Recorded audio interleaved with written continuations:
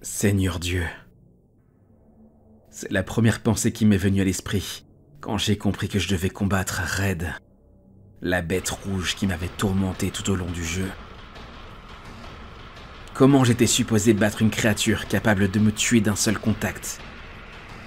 C'était totalement impossible.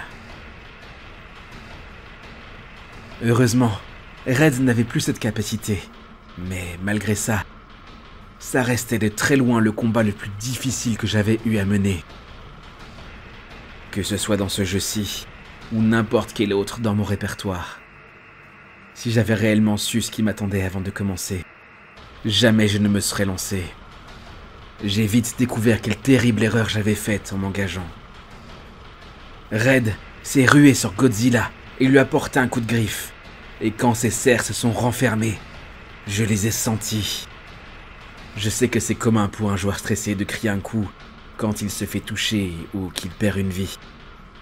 Mais je vous le jure, c'était de la vraie douleur. Quand la douleur m'a atteint, j'ai immédiatement appuyé sur pause. Je n'avais jamais subi de blessure sérieuse, mais c'était comme si on venait de me transpercer l'épaule avec un harpon. J'avais vu et subi beaucoup de choses désagréables jusqu'ici. Mais me faire physiquement du mal était au-delà de tout ce à quoi j'aurais pu m'attendre. Pour sûr, je serais un peu déçu au fond de moi de ne jamais voir la fin. Mais après, les risques à prendre n'en valaient vraiment plus le coup. J'étais sur le point de me lever pour prendre un dernier screenshot, quand j'ai réalisé autre chose. Je ne pouvais pas me lever. J'étais paralysé sur mon siège. Je ne pouvais bouger que mes doigts. Alors que je commence à paniquer, un message est apparu à l'écran. Tu n'iras nulle part.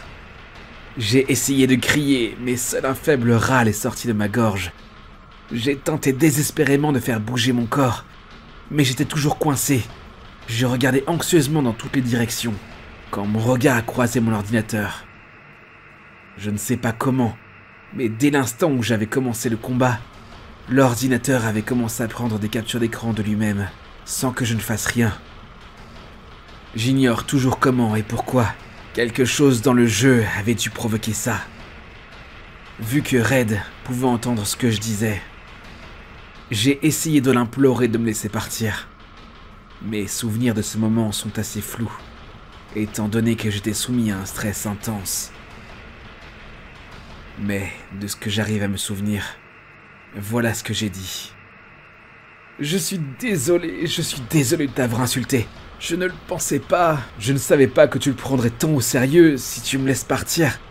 Je te promets que je ne le dirai à personne. Je n'allumerai plus jamais le jeu, pitié. Et Red m'a répondu. Pauvre larve, c'est trop tard maintenant. Seul un de nous survivra. Ça n'aurait pas pu être plus clair. Si je ne pouvais pas tuer Red, c'est lui qui me tuerait. Comme un idiot, j'avais traversé toutes les épreuves d'une chose que je ne comprenais pas. Et à présent, ça allait me coûter la vie. J'ai cessé de tenter de me libérer. J'ai accepté ma situation. Il n'y avait qu'un moyen de se sortir de ce pétrin vivant. Je devais tuer cette chose. Tout s'est passé si vite. Sans ces screenshots, je ne me souviendrais sans doute de rien. Red bougeait terriblement vite, exactement comme dans les niveaux de poursuite. Je n'avais pas un seul instant pour réfléchir à quoi faire, et de ce fait, je n'avais pas le temps de mettre au point une stratégie. Je devais m'en remettre à mes seuls réflexes, pour ne pas arranger les choses. Il n'y avait aucun moyen de prévoir quelle action Red allait accomplir, et je devais rester constamment à la fois sur la défensive et l'offensive. J'ai ressenti tous les coups que Godzilla s'est pris. Tous les coups m'ont tordu de douleur. J'essayais vraiment de les éviter, mais cette douleur cuisante me rendait encore plus vulnérable à l'attaque suivante, et ça ne faisait qu'empirer. Red m'a sauté par-dessus, et s'est immobilisé à gauche de l'écran. Et ses yeux se sont mis à luire. J'ai reculé aussi vite que je pouvais, mais il n'y avait aucun moyen d'éviter cette attaque-là. J'ai hurlé de douleur. J'ai hurlé si fort qu'on a certainement dû m'entendre au voisinage.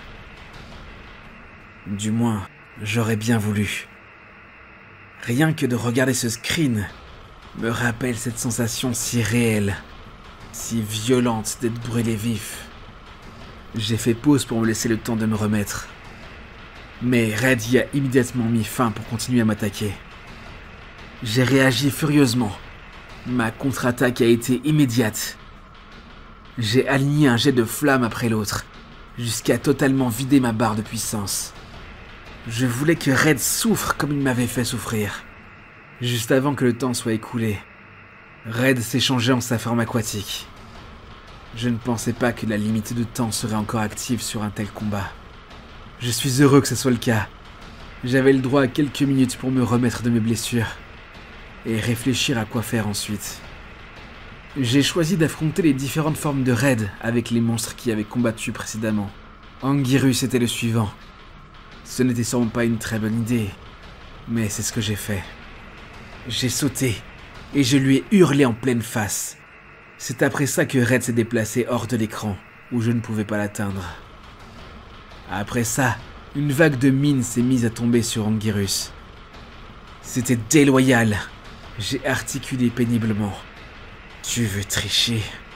Dans ce cas, empêche-moi juste d'utiliser la manette qu'on en finisse. Peux pas briser les règles. Immédiatement après, il s'est rué sur moi depuis le coin de l'écran. Bordel! À présent, je ne pouvais même plus savoir par où il attaquait. Red a répété cette action plusieurs fois. Je bougeais constamment pour avoir une chance de lui échapper. 40 secondes à peine, et Anguirus était déjà presque à bout. Mais ensemble, nous étions parvenus à forcer Red à prendre sa forme volante. C'était le tour de Mothra. Combattre Red avec Mothra était une très mauvaise idée. Il l'a immédiatement dominée, et elle était presque morte en à peine une quinzaine de secondes. Quand il ne lui est plus resté que 2 barres de vie, Red a fait quelque chose d'horrible que je n'avais pas vu venir. Il s'est avancé, a empoigné Mothra et l'a dévorée. J'étais submergé par la douleur, comme si j'étais sur le point de mourir. Comme si je m'étais fait piétiner à mort. Mothra avait été tuée pour ma stupidité. Et pour ça, je devais partager sa douleur. Il y a eu peu de temps entre ma défaite et mon retour sur la map. Mais ce court instant m'a semblé être une éternité. La douleur et l'impossibilité de bouger étaient insoutenables. Je n'avais jamais autant voulu que quelque chose se termine. Mais il y avait encore de l'espoir. Il me restait un monstre en parfaite santé pour engager Red. Salomon. Si un seul d'entre eux avait des chances de me sauver la vie, c'était lui. C'est là que j'ai découvert qu'ils se connaissaient. Traître, je t'ai toujours haï. Tu vas mourir comme tous les autres. Plutôt mourir qu'être ton serviteur. Red a pensé me prendre par surprise en déclenchant son feu infernal pour la 2e fois. La douleur était aussi atroce, sinon plus que la première fois. Mais en réalité, cette action était à mon avantage. Salomon avait commencé le combat avec une barre de vie à bloc et avait donc pu encaisser le coup. Red de son côté venait de vider ce qui restait de sa barre d'énergie. Il était condamné. Presque à bout, Red s'est placé face à l'écran, tentant de voler de haut en bas dans une vaine tentative d'écraser Salomon. N'y étant pas parvenu, il a tenté de dévorer Salomon, comme il l'avait fait avec Mothra. Mais il n'allait pas y arriver cette fois-ci. J'ai cru que j'avais gagné, mais quelque chose n'allait pas. Red ne glissait pas vers le bas de l'écran, et moi je ne pouvais toujours pas bouger. Red était encore en vie. Je n'en ai pas encore fini avec toi. J'avais cru le battre, mais je me retrouvais face à ce titan, sa forme finale, le tout dans un décor infernal. Ça ressemblait beaucoup à celui de notre première rencontre, à ceci près qu'à l'instar des pouvoirs de Red, il était horriblement réel. La musique était devenue un hurlement saturé, un tambour furieux et infernal. Face à cette barre de vie démesurée, ma fin était imminente. Salomon était le plus puissant de tous mes monstres, mais même lui n'a rien pu faire. C'est comme essayer de battre une montagne. En quelques secondes, Salomon, dépassé, était à terre. Red s'est alors mis à le piétiner. Ce démon pervers a pris tout son temps pour briser chacune des vertèbres, chacun des os de Salomon comme des brindilles sèches. Je pouvais sentir à quel point il appréciait notre douleur. « Tu es faible, tes monstres sont faibles, vous allez tous mourir. » C'est sans espoir, je suis déjà mort. Je n'avais d'autre choix que d'envoyer un autre monstre à une mort certaine. Nous allions tous mourir. J'espérais juste qu'il me le pardonnerait. Après avoir enlevé à Red une part dérisoire de sa jauge de vie, Anguirus a été brisé à son tour. Red a déchaîné une trombe d'aiguilles brûlantes, droit sur son visage, jusqu'à ce qu'il s'effondre. Une nouvelle fois, j'ai senti l'indescriptible sensation d'agoniser, puis le néant, tandis que mon allié disparaissait. « Tu ne peux pas gagner, Zacharie !» En plein désespoir. J'ai demandé à Red comment il connaissait mon nom, et il m'a tout dit. « Je te connais depuis longtemps. Je vais te dire un secret. J'ai tué Mélissa. » Pendant des années, elle avait été torturée par un mal qu'aucun médecin n'avait pu comprendre. À présent, je savais quel était ce mal. À présent, je savais pourquoi le jeu savait pour Mélissa. Et je savais pourquoi il jouait avec mes sentiments. Parce qu'il savait. Parce qu'il était le responsable. Et cette fois-ci, c'est moi qui allais le tuer. Envoie-moi ton dernier monstre. Je vais en finir avec cette confrontation futile. J'ai été ramené à la map pour envoyer Godzilla à son dernier combat. Il n'y avait presque plus rien sur la carte. Si ce n'est Godzilla, Red et le 5e monstre. Au milieu de tout ce qui s'était passé, j'avais complètement oublié son existence. J'ai essayé une fois de plus de le sélectionner. J'ai juré, j'ai supplié, j'ai crié pour qu'il me vienne en aide. Qu'il fasse quelque chose, n'importe quoi pour que je ne sois pas condamné. Il n'y avait qu'une chose à faire. Je savais que Godzilla n'avait pas plus de chance de s'en sortir que tous les autres. Mais peut-être qu'à présent que tous les autres étaient partis, le 5e monstre me serait enfin accessible. J'ai réussi à sélectionner l'icône du monstre, et j'ai appuyé sur A aussi vite que j'ai pu. L'icône a commencé à trembler, comme si le monstre essayait désespérément de bouger. C'est là que Red a décidé qu'il avait été suffisamment fair-play, et avant que je ne puisse lancer le monstre contre lui, il a entrepris de m'achever. Il a tenté de paralyser mon cœur. Mes mains sont devenues engourdies et insensibles. Ma vision a commencé à se brouiller, mais je continue d'appuyer sur A. Il brisait une de ses propres règles. Mais il devait penser qu'en me tuant rapidement, il se mettait à l'abri de toute conséquence négative pour lui. Il pensait avoir déjà gagné. Il avait tort. Le pouvoir de Red était défié par une autre force. Contraint à lutter, il a cessé son étreinte sur ses muscles. Et tandis que je reprenais conscience, j'ai rencontré un regard familier. « Zach, nous n'avons pas beaucoup de temps. Qui es-tu ? » « Tu me connais déjà. Je suis Mélissa. »« Mais comment ? Red m'a dit qu'il t'avait tué. » »« C'est vrai. Même dans la mort, elle continue de me torturer.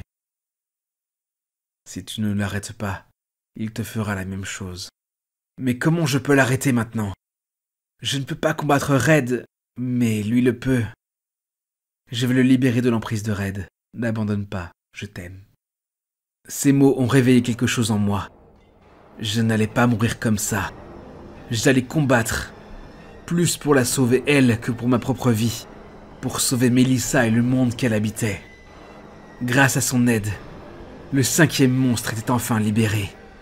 Acacius, la lumière dorée. Il était temps d'en finir une bonne fois pour toutes. Ensemble, nous allions mettre fin à l'existence de ce rejeton des enfers. « Il ne peut pas te sauver !» Acacius était de loin le plus puissant des monstres jouables du jeu. Il fallait qu'il le soit, si je voulais avoir la moindre chance de survivre. Ses coups consistaient à changer ses mains en lames, ce qui causait à Red des dommages considérables. Mais il avait plus qu'assez de barres de vie pour supporter ce sacrifice. Finalement, notre combat s'est réduit à de la pure maîtrise des commandes. En un ultime coup de lame, Red fut détruit. Des larmes de joie ont coulé sur mes joues. Je n'ai pas pu m'empêcher de pleurer. Je n'avais pas pleuré aussi fort depuis des années, et peut-être même pas dans ma vie entière. Tout ce que j'avais traversé, tout ce que j'avais découvert, et maintenant le jeu touchait à sa fin. Mais avant qu'elle et les autres ne s'en aillent, Melissa a encore une chose à me dire. Tu nous as sauvés, nous te serons éternellement reconnaissants. Nous serons à nouveau ensemble un jour, au moment où je vous conte ce récit. Cela fait 3 semaines depuis la nuit où j'ai joué à Godzilla NES. Dès l'instant où j'ai été capable de bouger à nouveau, j'ai débranché la NES, retiré la cartouche et placé les 2 objets dans des tiroirs séparés. J'ai jeté un œil à mon ordinateur. Tous les screens que vous avez pu voir jusqu'ici étaient enregistrés. Avant d'éteindre l'ordinateur, j'en ai fait une sauvegarde sur un disque dur externe, juste au cas où. Après ça, je me suis mis au lit et je me suis assoupi immédiatement. Ce n'était pas un sommeil paisible, mais reposant. Ça ne fait aucun doute. J'étais exténué. Je ne suis jamais resté aussi longtemps endormi que cette nuit-là. Quelle drôle de journée ça a été. Le lendemain, la première pensée qui m'est venue à l'esprit en me réveillant, c'était « Bordel, qu'est-ce qui m'est arrivé ?» Je suis resté un moment sans trop savoir quoi faire, quand j'ai soudainement pensé à contacter la personne par qui j'avais obtenu le jeu, Billy. Je lui ai passé un coup de fil en lui disant simplement de passer me voir, ce qu'il a fait. Je lui ai montré des captures d'écran, et lui ai brièvement résumé ce qui s'était passé. Au début, il a pensé que je lui faisais une blague, mais il a vite compris que ce n'était pas le cas. Il était sans voix. Il m'a assuré qu'il n'était pas à l'origine des altérations du jeu, qu'il n'aurait même pas su comment faire. C'est à ce moment que je me suis posé la question la plus évidente. Où il s'était procuré la cartouche? Évidemment, il n'en savait pas grand-chose. Il la tenait d'un de ses amis avec qui il échangeait des jeux régulièrement. Il m'a juré que cette personne était digne de confiance, qu'il n'avait jamais eu le moindre souci avec les jeux qu'il obtenait de lui. Il l'a contacté tout de suite après, en apprenant ce qui s'était passé. Celui-ci s'est révélé aussi surpris et choqué que Billy quand je lui ai montré les screens. À ceci près qu'il nous a immédiatement raccroché au nez. Cette piste ne nous mènerait clairement nulle part. Avant que Billy ne prenne congé ce jour-là, il m'a demandé si je voulais qu'il reprenne la cartouche. J'ai refusé sèchement. Il s'est demandé comment je pouvais encore avoir envie de posséder cet objet, et je lui ai répondu que j'avais besoin de temps pour y réfléchir. On ne s'est pas beaucoup parlé depuis l'incident. Je lui ai bien fait savoir qu'il n'y était pour rien, mais j'ai toujours l'impression qu'ils se sont coupables pour ce qui m'est arrivé. Après son départ, j'ai beaucoup réfléchi au sujet du jeu. Je ne pouvais pas tellement faire autrement. Il restait tellement de questions en suspens. Qui était vraiment Red? Melissa était-elle vraiment dans le jeu? Comment elle s'était retrouvée là-dedans? Pourquoi tout ça était arrivé avec ce jeu précis? Mais de toutes ces questions, une plus que les autres m'a tenu éveillé de nombreuses nuits. Comment Red me connaissait? Encore aujourd'hui, je ne peux pas me défaire de cette sensation d'être surveillé, de l'avoir eu à mes côtés tout ce temps. Cette partie m'a fait me questionner sur la mort, sur la réalité, sur ma propre existence, d'une manière que je n'aurais souhaité à personne. Je ne suis plus sûr de grand-chose. Penser à ça constamment n'a pas tardé à avoir des répercussions néfastes sur ma vie. J'ai été totalement obnubilé par ces questions. En comparaison, toutes mes activités quotidiennes me paraissaient absurdes et vaines. En fin de compte, j'ai décidé qu'il n'y aurait plus que 2 issues possibles. Essayer le jeu une seconde fois ou le détruire. J'ai essayé plusieurs fois de me convaincre de tenter la première solution, mais je n'ai jamais réussi à aller plus loin que simplement rebrancher ma NES. Le seul fait de toucher la cartouche me rappelait la douleur que j'avais endurée pendant mon duel avec Red. Je me suis demandé si le fait que je joue de nouveau au jeu par moi-même ne risquait pas de provoquer quelque chose de terrible. Ça peut peut-être sembler stupide dit comme ça, mais j'avais vu cette chose à l'œuvre. J'avais vu de quoi elle était capable. Et pour autant, je n'avais aucun moyen de prédire quel serait son comportement. De toute façon, je pense que je n'aurais même pas supporté d'y jouer à nouveau, quand bien même le jeu se serait révélé parfaitement normal. Aussi, mon choix s'est porté sur la deuxième option. J'ai voulu sortir prendre l'air. J'ai pris le jeu avec moi et je me suis rendu au lac, en pensant l'y jeter. Je me suis approché de la rive. La cartouche dans mes mains, je l'ai regardée et j'ai repensé à Mélissa. Si ce que le jeu m'avait montré était purement, complètement réel, ce que j'y avais accompli avait été pour son âme la seule échappatoire à une éternité de torture. Dans un sens, ce jeu buggé avait sauvé son âme. Bon Dieu, dès que cette pensée m'a traversé l'esprit, j'ai su que je serais incapable de sauter le pas et de détruire la cartouche. Je me suis juste assis sur un banc, pensif, et j'ai rêvassé en contemplant le lac pendant une bonne heure. J'ai résolu d'adopter une troisième option, vendre la cartouche sur eBay. Ça peut paraître vénal de ma part, mais je vous jure que je ne fais pas ça pour l'argent. Je me moque de la somme que ça me rapportera. Croyez-moi, la seule raison pour laquelle ça pourrait être égoïste, c'est que je refuse de porter plus longtemps la responsabilité de posséder un tel objet. Je ne peux pas ressasser ces pensées éternellement. La seule façon pour moi de penser à autre chose, c'est tout simplement d'éloigner le jeu de ma personne. Ce qui m'amène aux principales raisons pour lesquelles j'ai pris le temps de vous conter ce récit. Premièrement, fixer les événements tant que c'est encore frais dans mon esprit. Deuxièmement, faire en sorte que la personne qui héritera de ce jeu sache ce qui l'attend. Je ne peux garantir la sécurité de ce futur joueur, pas plus que je ne peux prédire ce que le jeu contiendra pour lui. Mais au nouveau propriétaire, rappelez-vous ceci. Si jamais vous sentez le froid, l'anxiété, la nausée vous envahir, sans explication pendant que vous jouez, si jamais vous sentez que le jeu vous manipule l'esprit, de quelque manière que ce soit, éteignez-le sans attendre.